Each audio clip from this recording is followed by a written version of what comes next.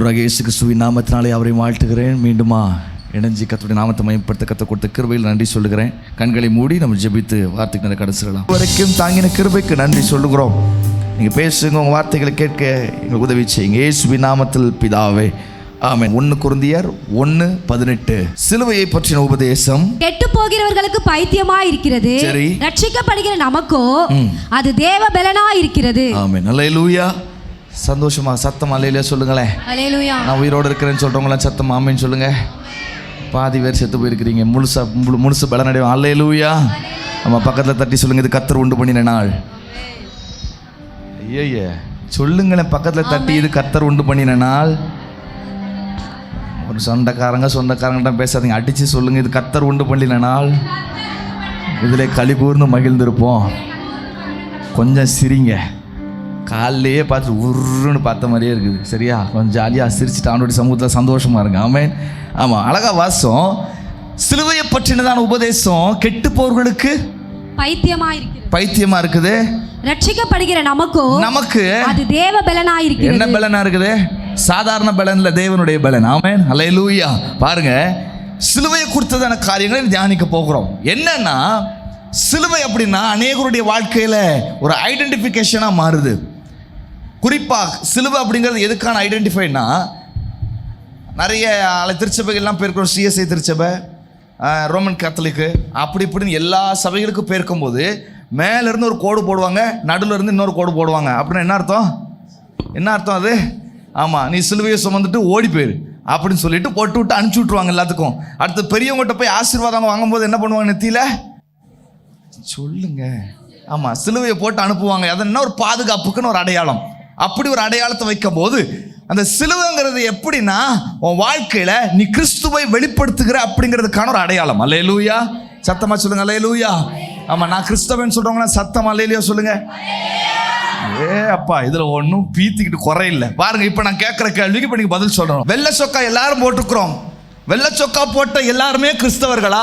நான் டெய்லி இரவும் பகலும் நான் வேதத்தை தூக்கிட்டு ஆலயத்துக்கு நான் ஓடி வர, தூக்கி நெஞ்சில சுமந்துக்கிட்டு நான் ஓடி வரேன் கிறிஸ்தவனா?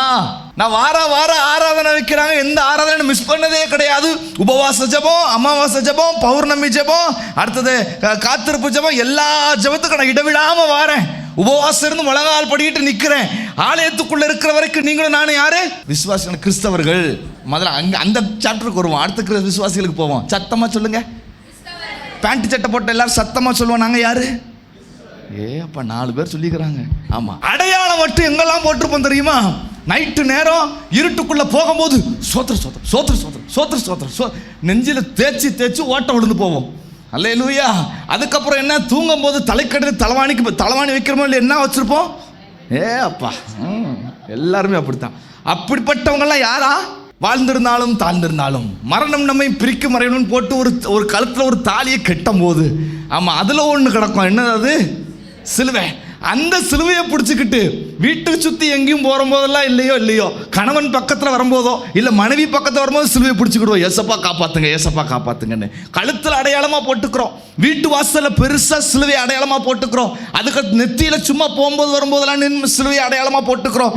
இதெல்லாம் போட்ட உடனே அடையாள சின்னம் ஒரு காலத்தில் எப்படி இருந்துச்சு தெரியுமா? இந்த சிலுவைங்கிறது சபிக்கப்பட்டவர்கள் மரணிக்கும் ஒரு பலகையாக மாறிச்சு இருந்துச்சு. அல்லேலூயா. எத்தனை பேர் ஆமென் சொல்றீங்க? ஆமாம், யாரெல்லாம் சாபமானவங்களோ, யார் பாவத்தை உச்சகட்டத்தில் செய்கிறாங்களோ, மரண தண்டனை கொடுப்பதற்கு இந்த சிலுவை தான் கொண்டு போய் கொடுப்பாங்க. நீ இதில் தான் சாகணும் அப்படின்னு.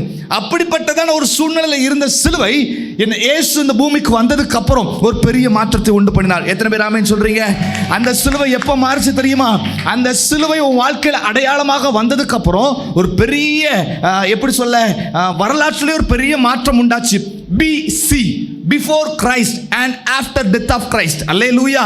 அது எதுக்கு அடையாளம்னா, உனக்காக சிலுவையில் மரணித்த இயேசு அந்த அடையாளத்தை வெற்றியின் சின்னமாக உனக்கு மாற்றி கொடுத்தார். சாபத்தின் சிலுவையை உனக்கு அடையாளமாக வெற்றியின் சிலுவையை மாற்றி கொடுத்தார். எத்தனை பேர் ஆமென் சொல்றீங்க? இது அடையாளமாக தான் என்ன பண்றோம்? நெத்தியில போடுறோம், நெஞ்சில தொங்க விட்டுட்டு அழகு பார்க்கிறோம். அதுக்கு அடுத்தது நிறைய நேரங்களில் நிறைய ஊழியக்காரங்களை பார்க்குற சிலுவையெல்லாம் டையில தொங்க விட்டுருப்பாங்க. அல்லேலூயா. நிறைய நேரத்தில் இந்த சிலுவை நம்ம பார்க்குறோம். இந்த சிலுவைங்கிறதுக்கு என்ன அடையாளம், என்ன முழு அர்த்தம் என்ன நமக்கு நிறைய நேரங்களில் தெரியல. ஆமென். மாசத்துல இது வாரம். ஆமென். அந்த வாரத்தில் என்ன ஆராதனை நடக்கும்? என்ன திருவிருந்தாரையா அப்பா. அதுக்கு அடுத்தது 1ஆம் தேதி காலையில் என்ன ஆராதனை நடக்கும்?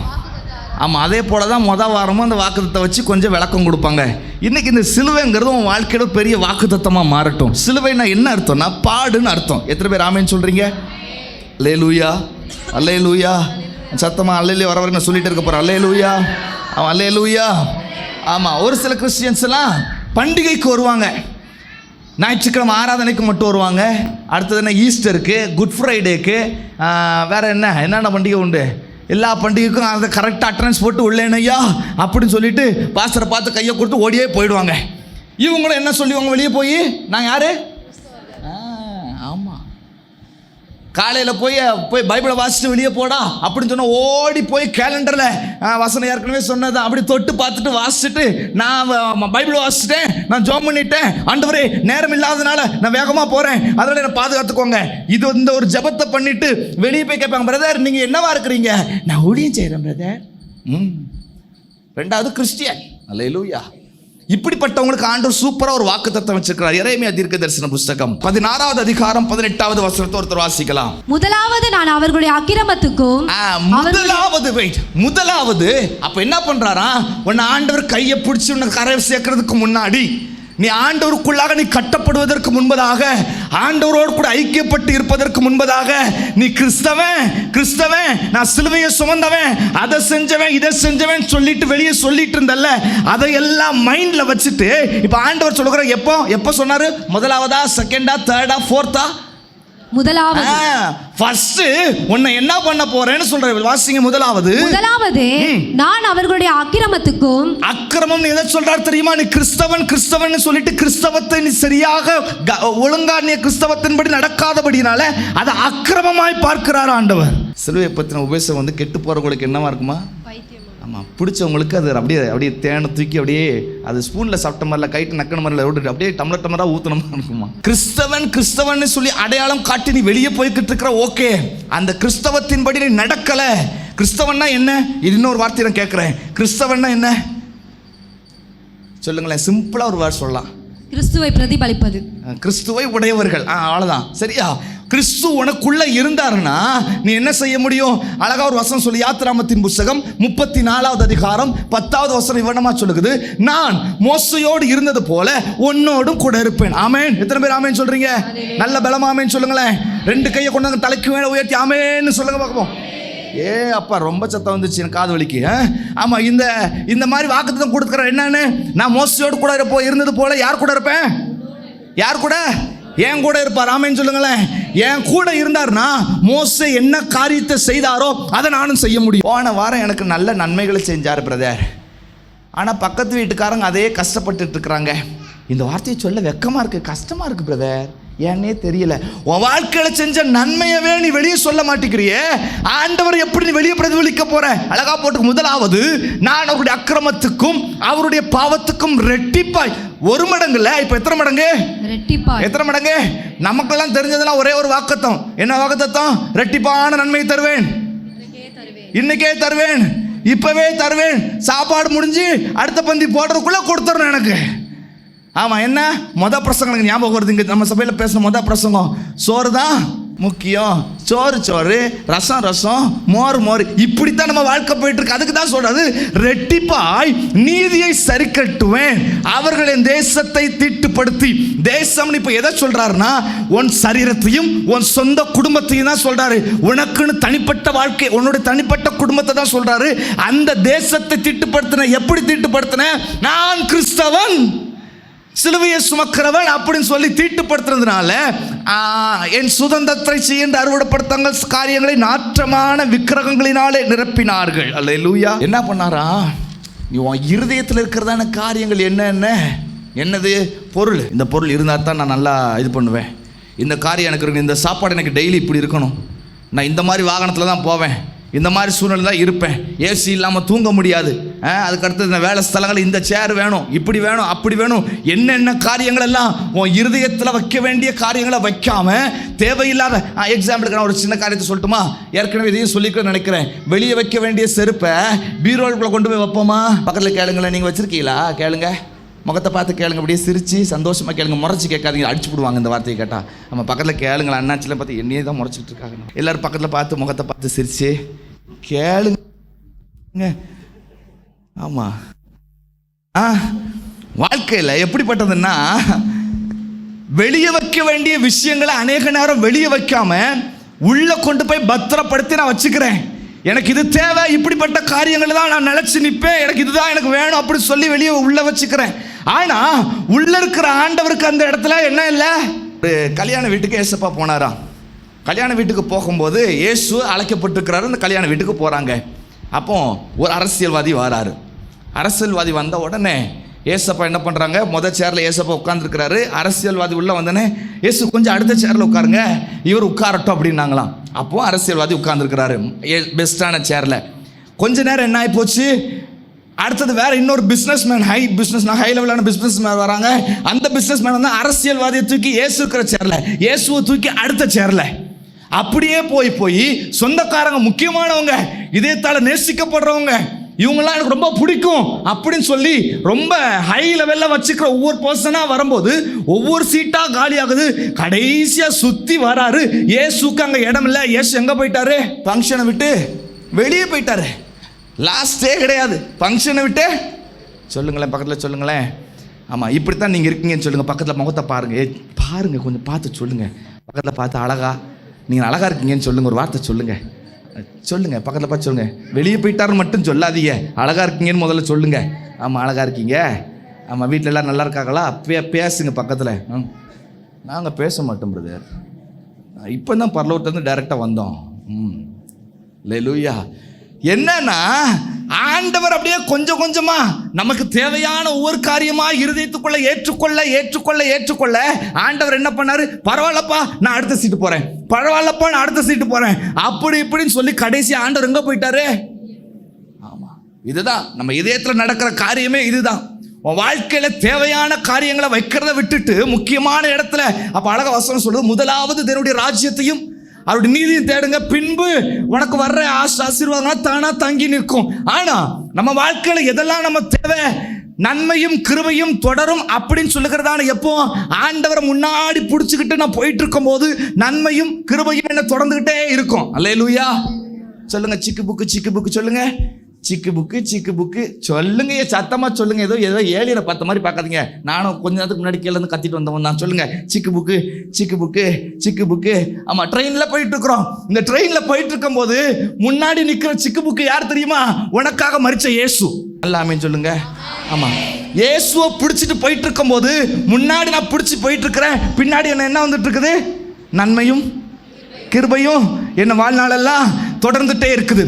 ஓகே, என்ன எக்ஸாம்பிளுக்கு சொல்கிறேன், உன் வாழ்க்கையில் வேலை கிடைக்கணும் அப்படின்னு சொல்லி ஒரு சின்ன காரியத்துக்காக வாரீங்க ஆலயத்துக்குள்ள, ராவும் பகலும் முழங்கால் போடுறீங்க, ஆண்டவரை நீங்கள் கொடுத்தீங்கன்னா அதை செய்வேன் இதை செய்வேன் அப்படின்னு சொல்லி வேலையை கொடுத்துட்டாரு. உன் கண்ணீரை பார்த்த உடனே ஆண்டவர் இறக்க குணம் உள்ளவரே வேலையை கொடுத்துட்டாரு. இப்போ அடுத்தது கொஞ்ச நாள் கழிச்சு அண்ணன் ஃபோன் பண்ணி கேட்குறாங்க. என்ன கேட்குறாங்க, ஏன் பிரதர் வேலைக்கே வரல, ஏன் சர்ச்சுக்கே வரல, ஏன் வரல அப்படின்னு சொல்லி கேட்கும்போது, வேலையில் ரொம்ப பிஸி பிரதர்.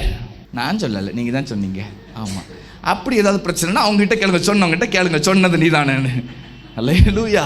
ஆமாம், ஏன் என்ன பண்ணுறோம், இயேசுவை பிடிச்சு கொண்டு நம்ம வாழ்க்கையில் போயிட்டு இருக்கும்போது பின்னாடி வருகிறதான ஆசீர்வாதங்கள் தானாக கிடச்சிட்டு இருக்குது.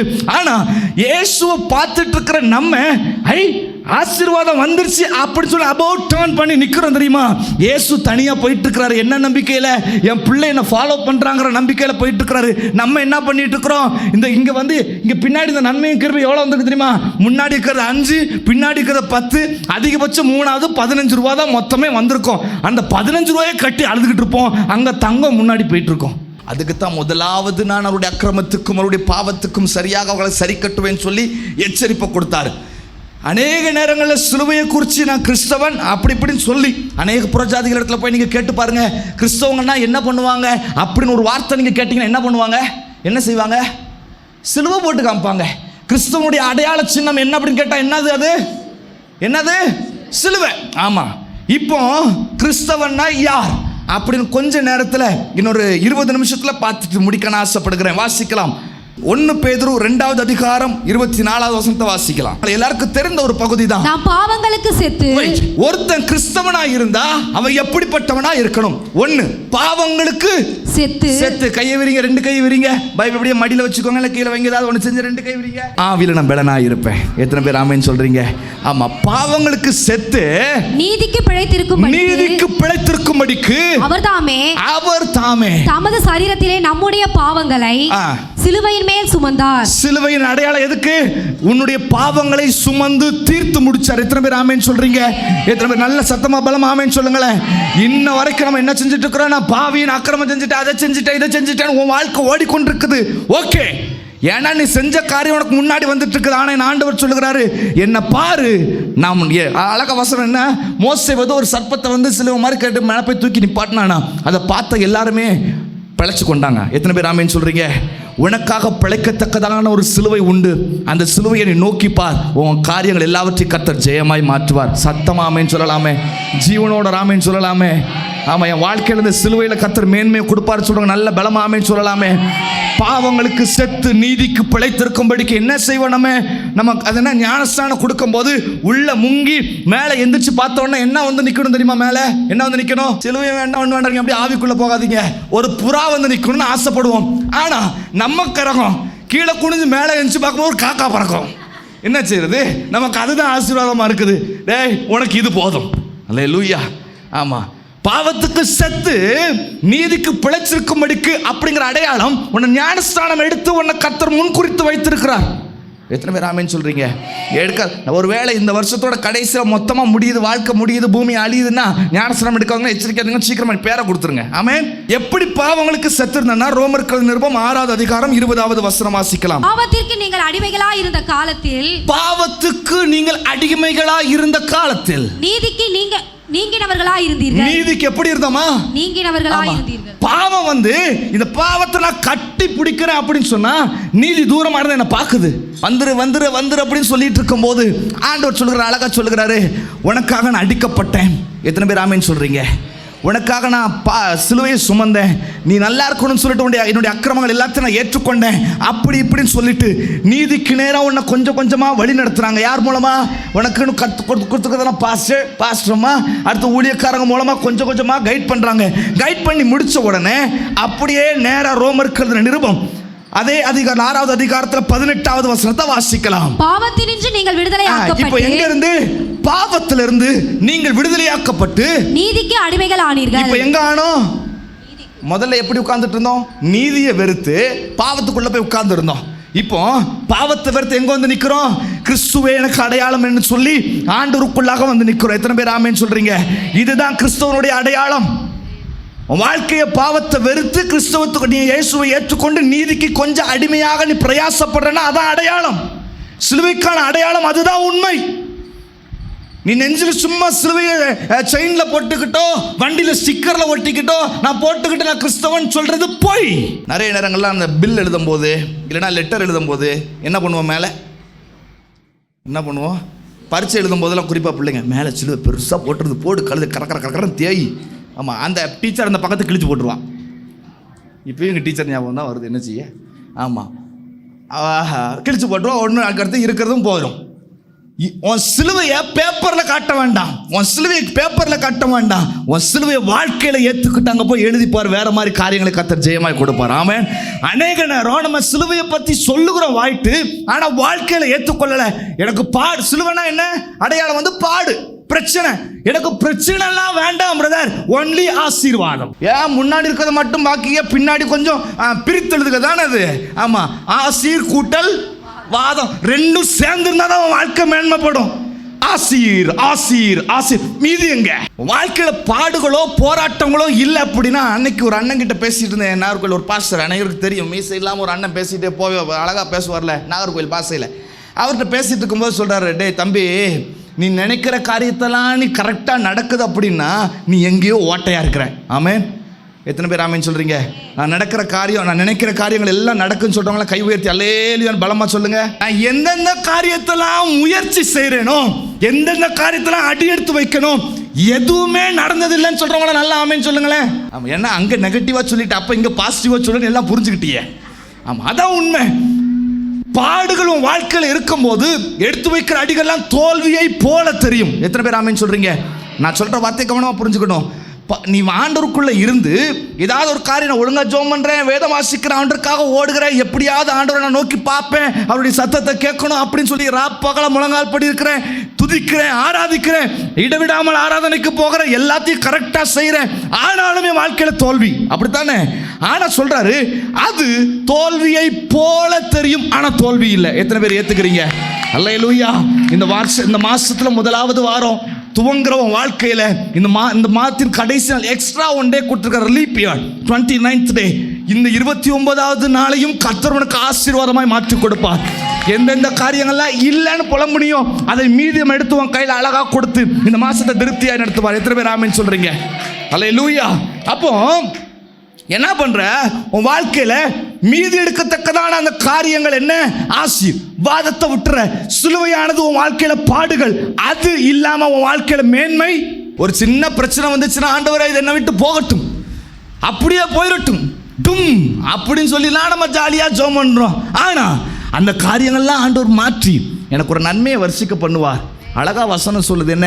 கண்ணீரின் பள்ளத்தாக்கில் உருவ நடந்து அதை நீரூற்றாக்கி கொள்ளுகிறார்கள். ஆமென். உபத்திரவத்தின் குகையில கர்த்தர் என்னை தெரிந்தெடுத்தார்.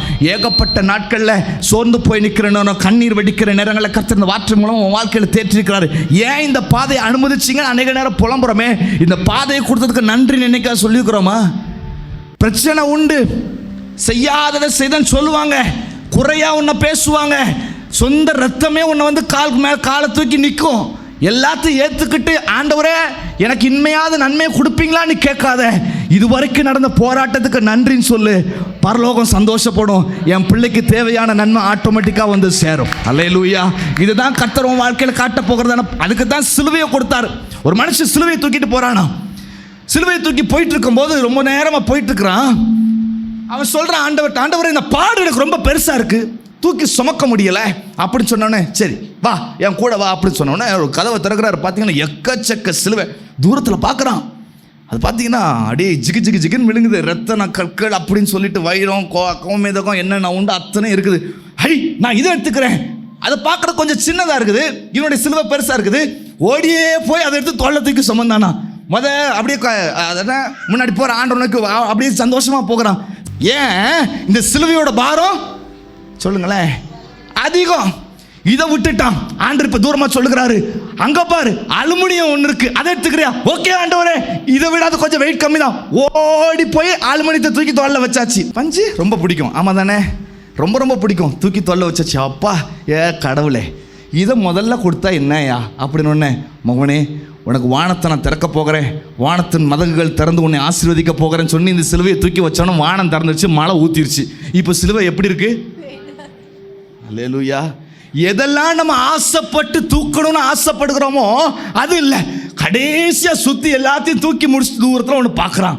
ஓடி போய் அப்போ நான் இதை எடுத்துக்கிட்டுமா அப்படின்னாரா. ஆண்டவர் தலையில் அடிச்சார். ஆட பாவி, முதல்ல நீ தூக்கிட்டு இருந்த சிலுவை தூக்குனானா, என்னையா இது வெயிட்டே இல்லை அப்படின்னு சொல்லி வாழ்நாள் முழுக்க தூக்கிட்டு இருக்கிறானா.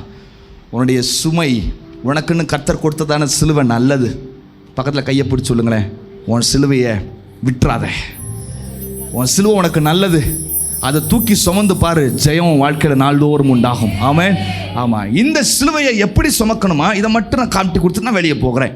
லூக்கா எழுதின சுவிசேஷம் 9வது அதிகாரம் 23வது வசனம் வாசிக்கலாம். பின்பு அவர் எல்லாரையும் நோக்கி, ஒருவன் என் பின்னே வர விரும்பினால் அவன் தன்னைத்தான் வெறுத்து தன் சிலுவையை அனுதினமும் எடுத்துக்கொண்டு என்னை பின்பற்ற கடவன். திரும்பி வாசிங்க. பின்பு அவர் எல்லாரையும் நோக்கி, பின்பு அவர் எல்லாரையும் நோக்கி, யாரை நோக்கி?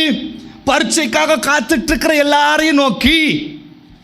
ஒருவன் என் பின்னே வர விரும்பினால், ஒருவன் பாஸ் ஆக விரும்பினால் அவன் தன்னைத்தான் வெறுத்து, அவன் ஒழுங்கா புக்கை எடுத்து தன் சிலுவையை அனுதினமும் எடுத்துக்கொண்டு முழங்கால போட்டு பைபிளை வாசிக்கிற மாதிரி வாசி. அல்லேலூயா, அல்லேலூயா. ரொம்ப நேரம் கழிச்சு அன்னை இப்பதான் ஒரு ஞாபகப்படுத்தினாங்க, எப்பா சாமி ஸ்டூடெண்ட்ஸுக்காக ப்ரேயரை வச்சுக்கிட்டு அதுகளுக்கு சிலுவையை கொடுத்துட்டு இருக்கியா? அல்லேலூயா. பிள்ளைகளுக்கு சிலுவை வந்து பாடம் தான், ஆமாவா இல்லையா? பாரமே அதுதான், ஆமா தானே? ஆமாம். புக்கை கையில் கொடுத்த உடனே ஐயோ இதை கொடுத்துட்டாங்களே அப்படின்னு 10th கிளாஸ் நடந்துட்டு இருக்குது. 10th கிளாஸ் நடந்துட்டு இருக்கும்போது 3rd ரிவிஷனில் நான் மார்க்கு என்ன சொல்லுவாங்க, தேர்ட் டிவிஷனில் நீ எடுக்கிற ஸ்கோர்லேருந்து அதிகபட்சம் 2 மார்க்கு இல்லை 3 மார்க்கு, மேக்ஸிமைஸ்டு ஒரு 10 மார்க் தான் உனக்கு வரும், அவ்வளோதான். அப்படி தானே? உண்மைதான். இவ்வளோ தான் உனக்கு மார்க் வரண்டா ஸ்கோரு. ஏன்னா தேர்ட் டிவிஷன் நல்லா புழிஞ்சு காய பிடிச்சி தான் அதில் மார்க்கே போடுவாங்களாம். இவ்வளோ தான் மார்க் எடுக்கணும் அப்படி சொன்ன உடனே தேர்ட் டிவிஷனில் நான் தான் சூப்பராக படிப்பேன் எனக்கு தெரியுமில்ல. ஆமாம், கணக்குன்னா அப்படி தான் வேறு மாதிரி இருக்கும், கணக்கு வேறு மாதிரி இருக்கும். தமிழ்னா பாம்புக்கு பம்பு தான் எழுதுனாமன்றது நான். ஆமாம், நீங்களாவது பரவாயில்லாமல் செய்வீங்கன்னு நினைக்கிறேன். ஆமாம், எதுவுமே அப்படி தான், எல்லாமே தாறுமாறாக படிச்சுட்டு இருக்கிறேன். அதையும் எழுதுனது யாருன்னா நான் இல்லை. எனக்கு அடுத்தப்பல ரமா கண்ணுன்னு ஒரு பொண்ணு உட்காந்துட்டு இருந்தா, கோயட்ஸ் வேற. அந்த பிள்ளைகிட்ட கொடுத்து இதை எழுதித்தா அப்படின்னு தான் எழுதினேன். உண்மையாக தானே சொல்கிறேன், பார்த்துட்டு போட்டு சொல்லட்டு டீச்சரும் பாப்பா இதை எழுதி கொடுத்துட்டு தேர்ட் டிவிஷனில் கொண்டு போய் மேடம்கிட்ட கொடுக்குறேன். எங்கள் மேடம் என்ன பண்ணால் அந்த பேப்பரை ஃபுல்லாக திருத்திட்டு திருத்தணும் என்ன ஒரே அடி தான், அவங்களுக்கு கஷ்டம் கொடுக்கக்கூடாதுல்ல, ஒன்று ஒன்றா வாசிச்சு என்னத்துக்கு. நான் ஒரு நல்ல இடத்துல செஞ்சேன், நான் என்ன தப்பாக பண்ணேன். ஆமாம், கரெக்டாக ஈஸியாக ஒரே கோடு ஈஸியாக முடிச்சுட்டு என்ன பண்ணிட்டாங்க, கடைசி அந்த கீழே எழுதித்த தெரியுமா, அதில் இங்கிலீஷில் அவள் ஒரு முக்கியமான வார்த்தையை விட்டுட்டான் அந்த பிள்ளை. நான் எழுதியிருக்கிறேன் அதை நோட், முக்கியமாக அறிவிப்பு எதுன்னு குறிப்பு அப்படின்னு சொல்லி போட்டு எழுதி கொடுத்துக்கிறேன். ஹால் டிக்கெட் எப்படியாவது கொடுத்துருங்க அப்படின்னு சொல்லி எழுதியிருக்கிறேன். எங்கள் டீச்சர் என்ன பண்ணா, அதை மட்டும் கிழிச்சு கொண்டு போய் பிரின்சிபல்கிட்ட கொடுத்தா. சண்டாளி பின்னாடி பொங்க தானே வைப்பாங்க. ஆமாம், அதை அசம்பிளிக்கு முன்னாடி கூப்பிட்டு வச்சுட்டு as special student we are going to introduce today அப்படி இப்படின்னு சொன்னோம்டா பாரு, நீ ஒரு நாள் படிக்க வரும் அப்போ நான் பேசுவோம் நீ பாரு. ஆமாம், a special student we are going to introduce today அப்படின்னாங்க. வாடா ரோஸே அப்படின்ட்டார் சார். எங்கள் பிடி வச்சார். அப்படி நான் திருன்னு பார்க்குறேன் எங்கள் சார், ஏய் போலாங்க அப்படின்ட்டார். முன்னாடி போய் நிற்கிறேன். சிறந்த மாணவன், நம்ம பள்ளியில் சிறந்த மாணவன், நான் இப்போவே கையில் டிசியை கொடுக்குறேன்ட்டார். எனக்கு கற்று போச்சு. ஆமாம், எல்லாம் கையில் டிசியை கொடுப்பாங்கன்னு பார்த்தோன்னா எங்கள் டீச்சர் சண்டாளி கொண்டு வந்து பேப்பரை கொண்டு வந்து கொடுக்குறாரு. எழுதிக்கிறதையும் வாசிச்சிட்டாரு. தயவு செய்து ஹால் டிக்கெட் கொடுக்குமா. நான் தாராளமாக கொடுக்குறேன், ஒரு சப்ஜெக்டை நீ முழுசாக பாஸ் ஆகிட்டேன்னா உனக்கு டாக்டரேட் பட்டமே வாங்கி தரேன்னு சொன்னார். அந்த மனசு இப்போ இல்லை, இருந்திருந்தா சட்டையை பிடிச்சிருப்பேன், வேறு விஷயம். அப்போ ஹால் டிக்கெட்டை வாங்கிட்டு ஒரு சம்பவம் செஞ்சேன். எங்கள் அம்மாட்ட கொண்டு போய் கொடுத்தேன். எங்கள் அம்மா வாங்கும்போது சொன்னாங்க, உனக்கு இருக்காது. எங்கள் மாரியப்பன் சார், சயின்ஸ் சார், அவர் சிதம்பரத்தில் ஊழி பண்ணிட்டு சிதம்பரத்தில் இப்போ காலேஜில் ஒர்க் பண்ணிட்டு இருக்கிறார். அவர் சொன்னார், ரோஸு தயவு செய்து டிசி வாங்கிட்டு போகிறேன். ஆமாம், ஏன்னா 10% ரிசல்ட் ஒன்றால் கெடுக்க போகுது இந்த ஸ்கூலுக்கு அப்படின்னாரு. சார் படிப்பேன் சார், கிழிப்பேன் அப்படி இப்படின்னு சொல்லி 4 வார்த்தை பேசினார். அனுப்பிச்சி விட்டார். கொண்டு போய் நானும் எடுத்துகிட்டு போயாச்சு. கதை கேட்கறதுக்கு மட்டும் நல்லா உட்காந்துருவீங்கள, அப்போ உட்காந்து பேசுவோம் என்ன. ஆமாம், அதானே சரி. இந்த பைபிளும் பாதி பேர் மூடிட்டாங்க. எங்கிட்டு பாருங்க, டீச்சர் என்ன பண்ணிட்டாங்க, ஹால் டிக்கெட்டை கொடுத்துட்டாங்க. நானும் உள்ளே போய் உட்காந்து எங்கள் அம்மாட்ட போய் கொடுத்துட்டேன். பாருங்கம்மா, என்னை நம்பி ஹால் டிக்கெட் கொடுத்தாங்க, உன்னை நம்பி கொடுத்தடா, என் கண்ணீருக்கு கொடுத்தாங்கடான்னு சொல்லி அம்மா வச்சு அதை வச்சு என்ன பண்ணுறாங்க, பைபிளுக்குள்ளே வச்சு சோத்ராம்ன்றாங்க. 10 நாள் ஸ்டடி ஹாலிடேஸ். எப்படி படிப்போம் பாருங்க. ஆமாம், வல்லமையாக படிக்கக்கூடிய அந்த 10 நாட்களில் அபிஷேகத்தோடு நாங்கள் போய் பழங்கால படிக்கிட்டு ஒன்றும் நடக்கலை. அம்மா சொன்னாங்க, பைபிளை கொண்டு வந்து கையில் கொடுத்தாங்க. நீ பைபிளை வாசிச்ச சரித்திரமே கிடையாது. ஆமாம், உங்கள் பிள்ளைகள்லாம் பைபிள் வாசிக்காங்கன்னு சொல்கிறவங்களாம் சந்தோஷமா ஆமேன்னு சொல்லுங்கள். பரவாயில்ல. 1 அக்கா, அங்கே 1 2 3 இங்கே பாருங்க. யோசிச்சு தூக்கக்கூடாது, 10 ரூபா ஃபைன் போட்டுருவேன். ஆமாம், உண்மையாக சொல்லணும், இப்படியே தூக்கக்கூடாது. ஆமாம், ஒரு பிள்ளைகளை கேவலப்படுத்திடுவாரோ அப்படின்னு நினைக்காதீங்க, நானும் அப்படிப்பட்டவன் தான். ஆமாம், சரியா. அப்போ பைபிளை கொண்டு வந்து கையில் கொடுத்தாங்க. டேய், ஒரே ஒரு அதிகாரம், உனக்கு பிடிச்ச அதிகாரத்தை நீ வாசிச்சுட்டு என்கிட்ட சொல்லு, அப்புறம் உள்ள காரியங்களை பார்த்துக்கிடுவோம் அப்படின்னு. நான் என்ன நினச்சேன், முட்டிங்கால போட்டாச்சு. உன்னதமானவன் அப்படிதான் ஆரம்பிச்சது. முதல் வசனம் உன்னதமான, அப்படியே ரச ஸ்மெல் வரும், மிளகா பொடி ஸ்மெல் வரும், ஏதாவது ஒன்று வரும். அதில் 10 நிமிஷம் தும்புறது, கடைசியாக ஆமென் அப்படி சொல்லி முடிச்சுட்டு மா வாசிட்டம்மா அப்படின்னு ஒன்று. எங்கள் அம்மா செல்ல என்ன பண்ணுச்சு, கையில் இருந்ததான பைபிளை வாங்கிட்டு பேட் எடுத்து கையில் கொடுத்தாங்க. என் கூட இந்த லாஸ்ட் பெஞ்சில் உட்காந்து இந்த 4 அரிப்பயில்கள் இருக்கானுங்கல்ல, அந்த 10 நாள் ஸ்டடி ஹாலிடேஸில் வல்லமையாக படிக்கிறவங்க அவங்கெல்லாம். அன்னைக்கு போய் பார்த்தோன்னா புக்கை திறந்துக்கிட்டு, டேய் என்னடா இன்னைக்காவது படிடா அப்படின்னு சொல்லி பரிசுலாம் மாறிட்டாங்க. எனக்கு ஒன்றுமே புரியலை. சரி, அவங்க அட்லீஸ்ட் பாஸ் ஆகுது ஆவாங்க, நமக்கு அந்த லிஸ்ட்லேயே கிடையாது அப்படி சொல்லிட்டு இருக்கிற நேரத்தில் கையில் எங்கள் அம்மா கொடுத்த பைபிள் வந்து 3 நேரம், காலையில் 1, மத்தியானம் 1, சாயங்காலம் 1, 3 அதிகாரத்தை வாசிக்கணும். அப்பயுமே நம்ம தரிக்கணத்தான் போடுறதா. முதல் வசனம், நடு வசனம், அவர் என்னை புல்லுள்ள இடங்களில் மேய்த்து. ஐயோ, கருவேப்பிலாங்க வச்சுருக்கோமோ, அந்த மீன் குழம்பு வச்சுட்டு இருக்கோமே, அது போலையே, அங்கே 2 வருஷம் முடிஞ்சு போகும். இப்படித்தான் நம்ம வாசிக்கிற வசனங்கள். அதே போல வாசிச்சு என்ன போச்சு, சோசியல் சயின்ஸ் வந்து எனக்கு சுட்டு போட்டாலும் வராது. உண்மையாக நான் சொல்கிறேன், சோசியல் சயின்ஸ் எனக்கு என் அறிவு கெட்டாத கனி அது. ஆமாம், அது அப்ராடில் இருக்குன்னா சொல்ல மாட்டேன், வேற ஒரு கிரகத்தில் இருக்குன்னு சொல்லுவேன். அங்கே போய் பார்க்குறதுக்கும் கேட்குறதுக்கும் ஒன்றா இருக்கும், அவ்வளோதான் இருக்கும். அந்த மாதிரி நான் உட்காந்துட்டு இருப்பேன். வருஷத்தை சொன்னாங்கன்னு வைங்களேன், இந்தியா எந்த வருஷம்டா குடியரசு வந்துச்சு அப்படியே எழுதியிருப்பேன். ஏதாவது 315வது வருஷம், 1100வது வருஷம், ஏதாவது ஒன்று எழுதியிருப்பேன். இப்படித்தான் நான் படிச்சிருந்தேன், மண்டல ஏறல. ஆனால் என்ன பண்ணேன், பரீட்சை எழுத ஆரம்பிச்சதுக்கப்புறம் கொஞ்சம் பயம் வர ஆரம்பிச்சிது. சரி, அம்மா தான் விளையாட விட்டுட்டாங்க, இப்போ என்ன பண்ணுவோம், பைபிளை கொஞ்சம் ஒழுங்காக வாசிப்போம் அப்படின்னு சொல்லிட்டு அதிகாரம் சங்கீதத்தில் வாசிக்கிறேன். துன்மார்க்கருடைய ஆலோசனை நடவாமலும் பாவிகளுடைய வழியில் இல்லாமலும். அப்போது என்ன பண்ண தெரியுமா, அந்த பைபிளை வச்சுட்டு நிதானமாக வாசிக்கிறேன், பார்த்து நிதானமாக வாசிக்கிறேன். எங்கள் அம்மா மூஞ்ச பார்க்குது, இப்போ தான் இந்த உள்ள பைபிளை வாசிக்குது, இவ்வளோ நாள் வாசிக்கலை அப்படின்னு சொல்லி அவங்க முடிவு பண்ணிட்டாங்க. வாசிக்க ஆரம்பித்தேன். கொஞ்ச நாள் போச்சு, எக்ஸாம் எல்லாம் முடித்தேன். எல்லாரும் சொல்லுவோம் தெரியுமா, வீட்டை போய் எக்ஸாம் முடிச்சுட்டு வந்தோடனே எனக்கு ஈத்தனை தான் ஞாபகம் வருது. எழுதி முடிச்சுட்டு வந்த உடனே என்ன சொல்லுவான், காணுங்கா. ஆமாம், வந்த உடனே சொல்லுவான், எப்படி இருக்க, சூப்பரு. ஆமாம், அதே தான் நானும் சொல்லுவேன். டேய் எக்ஸாம் எப்படி இருக்க, டேய் நீ சோசியல்ரா தெரியுமே, சூப்பராக எழுதியிருக்கேனே. ஆமாம், அமீபாலாம் சூப்பராக வரைவேன். ஏன் தப்பு கிடையாது, அமீபாவுக்கு ஷேப் கிடையாது, இஷ்டம் போல் வரையலாம். நான் பாட்டுக்கு ஒரு பக்கம் நிறைய பெருசாக வரைஞ்சேன், அதுக்கு முட்டை போடுவாங்க நார்மல் டேஸில். அமீபான்னு கேட்டிருந்தாங்க, நான் என்ன பண்ணுறது, வரைஞ்சிட்டேன். எழுதி பெருசாக வரைஞ்சி ஏரோப்ளைன் மாடலில் டிசைனாக போட்டு அதுக்கு என்னமெல்லாமோ பேரெல்லாம் வச்சு விங்ஸ் அதுன்னு போட்டு விட்டாச்சு. அமீபால விங்ஸ் இருக்கிறது எனக்கு மட்டும்தான், உங்களுக்குலாம் தெரியாது. ஆமாம், எல்லாத்தையும் போட்டு வரைஞ்சி முடிச்சு கையில் கொடுத்தாச்சு. தமிழ்னா பாம்புக்கு பம்புன்னு போட்டேன். எங்கள் டீச்சர் பக்கத்தில் வந்து தட்டுனா மண்டையில், டேய் பாம்புக்கு காலுங்க. நான் டீசெண்ட் கெத்தா, பாம்புக்கு கால் கிடையாது டீச்சர், துணைக்கால போடுனாயே அப்படின்னுச்சு. அந்த அளவுக்கு தான் என் படிப்பு இருந்துச்சு. இதுக்கப்புறம் என்ன பண்ண போகிறோம், ஏது பண்ண போகிறோம், நத்திங் டூயிங். எங்கள் டீச்சர் எப்பவும் சொல்கிற ஒரே ஒரு வார்த்தை நத்திங் டூயிங். நீ ஒன்றுத்துக்கும் உதவ மாட்டேன், நம்ம குட் ஃபார் நத்திங், இதே தான் சொல்லிகிட்டே இருப்பாங்க. அம்மா சொன்ன வார்த்தை அடுத்து காதில் ஏற ஆரம்பிச்சிது. சரி 10 நிமிஷம் தானே, காலையில் 10 நிமிஷம், மத்தியானம் 10 நிமிஷம், சாயங்காலம் 10 நிமிஷம். பாடம் பிடிக்க கஷ்டமாக இருக்கலாம், எழுதுறதுக்கு கஷ்டமாக இருக்கலாம். ஆனால் ஒன்று சொல்கிறேன், உன் பக்கத்தில் நிற்கிற இயேசு எல்லா ஞானத்திலும் சிறந்தவர். என்கிட்ட கேளு, நான் உனக்கு அள்ளி கொடுப்பேன்னு சொல்கிறவர். அப்போ என்ன பண்ணல, நம்ம என்ன பண்ணல, ஆமாம் பொரோட்டா வேணும்னா கேட்குறோம், 65 வேணும்னா கேட்குறோம், சண்டை போட்டு பேரண்ட்ஸ்கிட்ட கேட்குறோம். டியூஷன் டீச்சர்கிட்ட இது டவுட்டுன்னு கேட்க மாட்டோம், கிளாஸ் டீச்சர்கிட்ட டவுட்டுன்னு கேட்க மாட்டோம். நீ யார்த்தையுமே கேட்க வேண்டாம், இது வரைக்கும் என்ன நிலைமையில் இருக்கியோ தேவையில்லை, தெரியல, வேண்டாம், விட்டுறலாம். இன்னையிலிருந்து சம்பூர்ணமாய் கொடுக்குற ஒரு ஆண்டவர் உன் பக்கத்தில் உண்டு. நீ எதை கேட்டாலும் உன்னை திருப்தியாய் கொடுக்குற ஆண்டவர் உண்டு. அதை மட்டும் நீ அவர்கிட்ட கேட்டுக்கோ. ஸ்டூடெண்ட்ஸ் எத்தனை பேர் கையை மட்டும் தூக்குங்க. உனக்கு ஒரு ஹால் டிக்கெட் தரேன்டாயிரா, டாவா டியாது டா. ஆமாம், பாருங்க, நிற்கிற உங்களுக்கு தான் நீ ஸ்பெஷல் ஆராதனையே. பாஸ்டர் வந்திருக்கிறாங்க, எல்லாரும் ஊழியக்காரங்க வந்திருக்கிறாங்க, பேரண்ட்ஸ் எல்லாருமே வந்திருக்கிறாங்க. எல்லாருமே வந்ததுக்கு ரீசன் என்னென்னா ஒன்று இங்கே இருக்கிறதான ஒரு 20-25 மெம்பர்ஸ் இவங்களுக்காக ப்ரேயர் பண்ணுறதுக்கு மட்டும் தான் வந்திருக்கிறோம். அண்ணன் மூடி நீங்களே கை வைத்துக்கோங்க. இது வரைக்கும் எப்படி ஒரு காரியமோ தெரியலை, எப்படி படித்தேன்னு தெரியல. கண்ணை முடிக்கும், எல்லாம் கண்ணை முடிக்கும். இந்த பிள்ளைங்களுக்காக நீங்களும் ஜெபம் பண்ணுங்க. அப்படியே வாயை திறந்து, சர்வ ஞானத்தை கொடுக்குற ஆண்டவர் அவர், சர்வத்தின் அதிபதி. ஞானத்தை கேளு நான் கொடுத்துருவேன்னு சொன்னார்.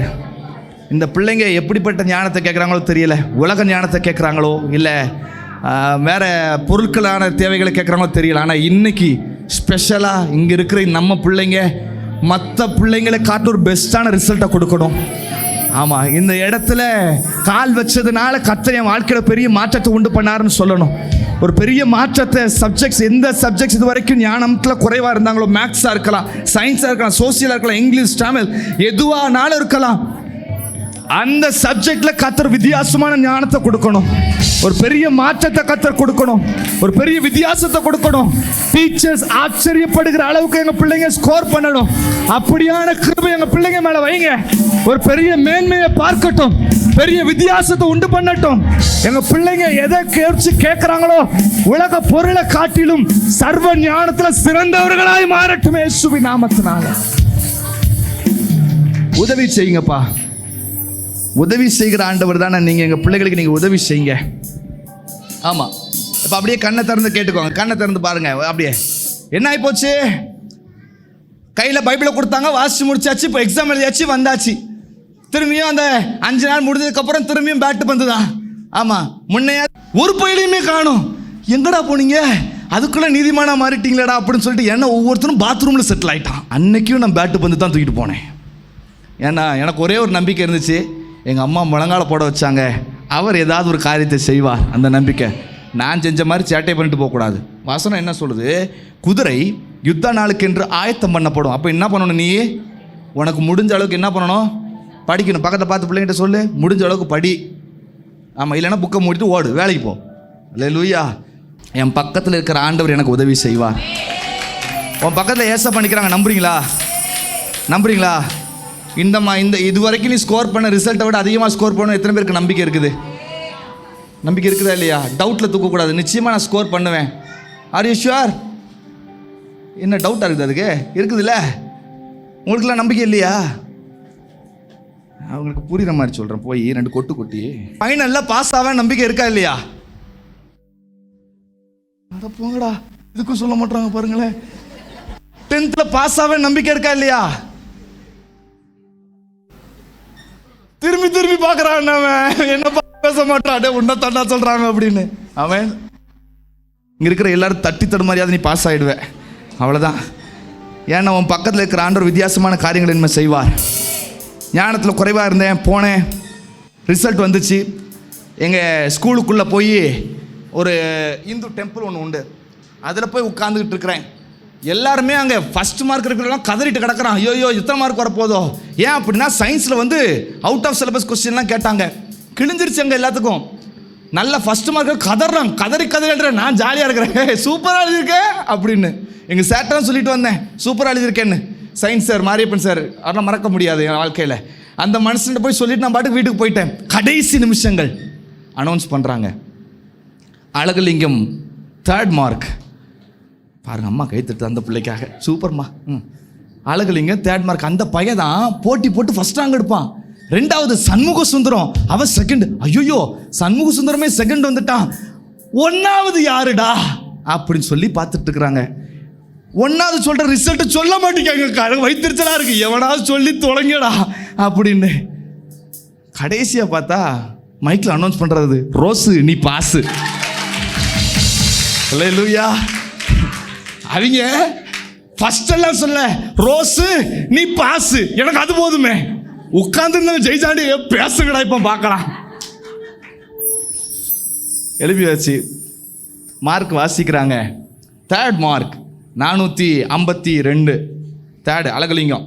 அதுக்கு அடுத்தது 2nd மார்க் 400 சம்திங் 60 எவ்வளவோ. 1st mark 486, that is John rose, district first. உன் கை சாதிக்காது, உன் பேலன்ஸ் சாதிக்காது, எதுவுமே சாதிக்க முடியாது. உன் முழங்கால் சாதிக்கும், நிச்சயமாக சாதிக்கும். பாடம் படிக்கிறதுக்கு மண்டையில் ஏறலையா, 10 நிமிஷம் முழங்கால போடு. ஏசப்பா ஞானத்தை கேட்டால் கொடுப்பேன்னு சொன்னீங்கல்ல, அந்த ஞானத்தை கொடுத்துருங்க. இதுக்கப்புறம் நான் ஸ்கோர் பண்ணுறது வித்தியாசமாக இருக்கணும். உன் ஸ்கூலில் உன்னை எந்த நிலைமையில் உன்னை வச்சுருந்தாங்கன்னு தெரியல, எவ்வளோ பெஸ்ட்டாக வச்சுருந்தாங்களோ எவ்வளோ லீஸ்ட்டாக வச்சுருந்தாங்களோ அதெல்லாம் எனக்கு தேவையே இல்லை. பட் ஃப்ரம் டுடே, இன்னையிலேருந்து எக்ஸாம் முடித்து கையில் ரிசல்ட் வாங்குற வரைக்கும் உங்கள் அப்பாவுக்கு நீ பெஸ்ட்டாக இருக்கணும். உலக தகப்பனுக்கு நீ பெஸ்ட்டாக இருக்கியோ இல்லை, எனக்கு அது 2வது விஷயம். ஏசப்பாவுக்கு நீ பெஸ்ட்டாக இருக்கணும். உன்னை ஓடி வந்து மார்பில் கட்டி பிடிச்சி, உனக்காக நான் செய்யாமல் வேறு யாருக்கு நான் செய்ய போகிறேன்னு கேட்கணும். தம்பி, உண்மையாகவே சொல்கிறேன், முழங்கால போட்டு 10 நிமிஷம் நீ ஜோம் பண்ணி பாரு, ஒரு வித்தியாசத்தை நீ பார்ப்ப. செய்வியா? ஆமாம். லூக்கா எழுதின சுவிசேஷம் 9வது அதிகாரம் 23வது வசனம். சீக்கிரமா.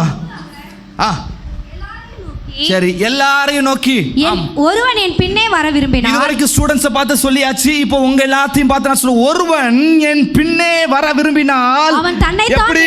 என் பின்னேனா எப்படி? இப்போ சொல்லுங்க. சிக்கு புக்கு முன்னாடி யாரை பிடிச்சிட்டு இருந்தோம்? இயேசுவை பிடிச்சிட்டு இருந்தப்போ என் பின்னாடி வந்துட்டு முடியாது பிரதர், உட்காரதான் முடியும். இன்னைக்கு முழங்கால போடுங்களேன், ஒரு சூழ்நிலை கர்த்தர் மாற்றுவார். எத்தனை பேர் ஆமென் சொல்றீங்க? ஆமா. தன்னை எக்ஸாம்பிள் தான் சொன்ன, தன்னைத்தான் வெறுத்து தன் சிலுவை. என்ன சிலுவை? என்ன சிலுவை? தன் சிலுவை. உன்னுடைய சிலுவை. பக்கத்துல பார்த்து மென்ஷன் பண்ணி சொல்லுங்க, தொட்டு சொல்லுங்க, உன்னுடைய சிலுவையை தூக்கு. சொல்லுங்க, பக்கத்துல பார்த்து சொல்லுங்க, உன்னுடைய சிலுவையை தூக்கு. நீ இன்னொருத்தருடைய சிலுவையை பார்க்கணும் அவசியமே இல்லை. உன்னுடைய சிலுவையை தூக்கி, அடுத்த வார்த்தை அனுதினமும், எவ்ரிடே. ரெடியா? அதான் வசனம் சொல்லுச்சு யோவான் எழுதுற சுவிசேஷத்துல, உலகத்துல உனக்கு உபத்திரம் எப்பயாவது உண்டு. நான் உபத்திரவத்துல தான் நீ இருப்ப. முடியும் போது உன்னை பொண்ணா விளங்க பண்ணுவா. முடியும் போது கையில் தூக்கும் போது இதுக்கு தாண்டவன கூட உபத்திரவத்தின் குகையில் ஒன்று போட்டு நொறுக்கினேன். அல்லேலூயா. அனுதினமும் தான் சிலுவையை எடுத்துக்கொண்டு என்னை பின்பற்றி வர கடவன். இப்போ கடைசியா எல்லாரும் எழும்பி கொள்ளலாம். இப்போ வாக்குத்தத்தத்தை சொல்லி நான் முடிக்கிறேன். சிலுவையை தூக்குறதுனால உன் வாழ்க்கையில கர்த்தர் ஒரு வாக்குத்தத்தத்தை கொடுக்க போகிறார். அக்கா மட்டும் பைபிள் வச்சுக்கிட்டு இது எல்லாம் எழும்பி நின்னுங்க. அப்போஸ்தலர் நடபடிகளின் புஸ்தகம் 9வது அதிகாரம் 16வது வசனம். எல்லாரும் பக்கத்துல கையை பிடிங்க, பக்கத்துல கையை பிடிச்சுக்கோங்க. இது சொல்லுங்க, உனக்கு தான் வாக்குத்தத்தம். இந்த வார்த்தை உனக்கு வாக்குத்தத்தம். இப்போ வாக்குத்தத்தம் வாசிங்கக்கா. அவன் என்னுடைய நாமத்தின் நிமித்தம், அவன் என்னுடைய நாமத்தின் நிமித்தம். எது அந்த நாமம்? வெயிட். எது அந்த நாமம்? இயேசுங்கிற நாமம். இயேசுங்கிறதுக்கு அடையாளம் என்ன? அந்த சிலுவையை தூக்கின நாமத்தின் நிமித்தம் எவ்வளவாய் பாடுபட வேண்டும் என்பதை நான் அவனுக்கு காண்பிப்பேன் என்றார். இப்ப சொல்லுங்க, பக்கத்துல பார்த்து சொல்லுங்க, எவ்வளவா பாடுபடணும்னு பேசுங்க. பக்கத்துல பேசுங்க, எவ்வளவா பாடுபடணும்னு இயேசு உனக்கு காட்டுவாரு. யோவான் எழுதின சுவிசேஷம் 16வது அதிகாரம் 33வது வசனத்துல சொல்லி நான் முடிக்கிறேன். நீ பாடுபட துவங்கின, முழங்கால போட்ட, ஆண்டவரை நம்பி நிற்கிற, உறுதியாய் பிடிச்சி நிற்கிற, சமாதானம் உண்டு. ஆமென். அவர் கொடுக்குற சமாதானம் அதுதான். உங்கள் பிரச்சனையின் மத்தியில் நீங்கள் என்னைக்காவது சிரிச்சிருக்கிறீங்களா? பிரச்சனையில் யாரெல்லாம் சந்தோஷமாக சிரிச்சிருக்கிறீங்க? நான் சிரிச்சிருக்கிறேன் நிறைய நேரம். அல்லேலூயா. சந்தோஷமாக சிரிச்சிருக்கிறேன். அதனால தான் இன்றைக்கி உட்காந்துருக்குறோம். அதான் இந்த இடத்துல வந்து நிற்கிறோம். ஆமென். பிரச்சனை வந்துச்சுன்னா என் ஆண்டவர் பிரச்சனையை பார்த்துக்குவார்ப்பா. அவர் எனக்கு முன்னாடி நிற்கிறாரு, எல்லாத்தையும் செய்து முடிப்பார். அப்படி சொல்லி சந்தோஷமாக சிரிச்சிறேன், பிரச்சனை காணாமல் போயிடும். ஆமென். ஆமாம். இப்போ வாசிங்க. என்னிடத்தில் உங்களுக்கு சமாதானம் உண்டாயிருக்கும் பொருட்டு இவைகளை உங்களுக்கு சொல்லிட்டேன். உலகத்தில் உங்களுக்கு உபத்திரவம் உண்டு. உலகத்துல உனக்கு என்ன உண்டு? உபத்திரவம் உண்டு. ஆனாலும் திடன் கொள்ளுங்கள், நான் உலகத்தை ஜெயித்தேன். அடுத்தது கண்டினியூஸா இதான் வாக்கு தத்தம் உனக்கு. இந்த நான் பிப்ரவரி முதல் வாரத்தில் உனக்கு வாக்கு தத்தமா சொல்றேன். வாசிங்க. என்னிடத்தில் உங்களுக்கு சமாதானம் உண்டாயிருக்கும் பொருட்டு இவைகளை உங்களுக்கு சொன்னேன். உலகத்தில் உங்களுக்கு உபத்திரவம் உண்டு. ஆனாலும் திடன் கொள்ளுங்கள், நான் உலகத்தை ஜெயித்தேன் என்றார். சரி, அவ்வளவுதானா? மத்தேயு எழுதின சுவிசேஷம் 28வது அதிகாரம் கடைசி வசனம். உபத்திரவத்திலிருந்து கர்த்தர் உன்னை மீட்டெடுப்பார். நான் உங்களுக்கு கட்டளையிட்ட யாவையும். ஏன் தான் இப்படி பண்றாங்க? எப்படின்னு? ஆமா பாருங்க, நான் உங்களுக்கு கட்டளையிட்ட யாவையும் கைக்கொள்ளும்படி உபதேசம் பண்ணுங்கள். கடைசி உலகத்தின் முடிவு பரியந்தம் சகல நாட்களிலும் நான் உங்களுடனே கூட இருக்கிறேன் என்றார். எத்தனை பேர் நம்புறீங்க? தலைக்கு மேல கையை உயர்த்துங்க. போராட்டம் வரும், அவமானம் வரும், பிரச்சனைகள் வரும், கண்ணீர் வரும், இழப்புகள் வரும், ஏமாற்றங்கள் வரும், தவிப்புகள் வரும், சஞ்சலங்கள் வரும், கொடுமைகள் வரும், எல்லாமே கொடூரமாக நிற்கும். வேதனை வரும், பலவீனம் வந்து நிற்கும். ஆனால் ஆண்டவர் அழகா சொல்றாரு, சகல நாட்கள் நான் உன் கூட இருக்கிறேன். சகல நாட்களும் நான் உன் கூடவே இருக்கிறேன். எது இருந்தாலும் இல்லாட்டாலும் இயேசு உன் கூடவே இருக்கிறார். எது இல்லைனாலும் இது இருந்தாலும் இயேசு உன் கூடவே இருக்கிறாரு. இதை நம்புறவங்க மாத்திரம் நல்ல பலமா கையை தட்டி ஆண்டவருக்கு நன்றி சொல்லுங்களேன். நல்ல பலமா கையை தட்டி, எது இருந்தாலும் இல்லாட்டாலும் இயேசு என்னோடு உண்டு. அந்த சிலுவை என்னை மேன்மைப்படுத்தும், அந்த சிலுவை என்னை உயர்த்தும். நான் நம்புகிறது அவராலே வரும். சொல்ல நல்ல பலமா கையை தட்டி வாயை திறந்து ஸ்தோத்திரம் பண்ணுங்களேன்.